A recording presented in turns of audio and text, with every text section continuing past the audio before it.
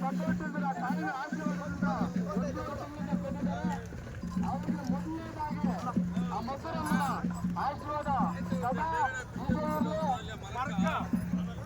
ಅಂತ ನಮ್ಮ ಮುಖ್ಯನ ಎಲ್ಲ ಸದಸ್ಯರುಗಳು ಆ ಮಧುರಮ್ಮನ ಆಶೀರ್ವಾದ ಇರಲಿ.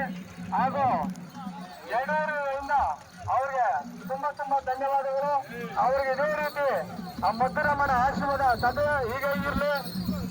ಅವ್ರಿಗಿನ್ನ ಶಕ್ತಿ ಕೊಟ್ಟು ಇನ್ನ ಬುದ್ಧಿ ಕೊಟ್ಟು ಇನ್ನ ಮುಂದಕ್ಕೆ ಇನ್ನ ಚೆನ್ನಾಗಿ ಮಾಡ್ಬೇಕಂತ ಆ ತಾಯಿ ಆಶೀರ್ವಾದ ಮಾಡಲಿ.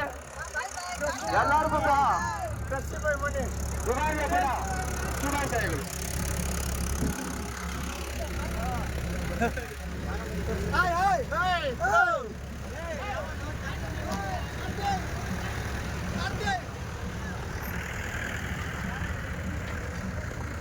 ಅಣ್ಣ ಎತ್ತುಗಳ ಸ್ವಲ್ಪ ನಿಲ್ಸ್ಕೊಳ್ರಣ, ಒಂದು 10 ನಿಮಿಷ ಅಣ್ಣ.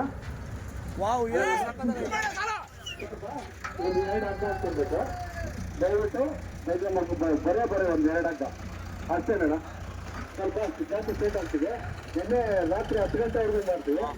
ಆದರೂ ದಯವಿಟ್ಟು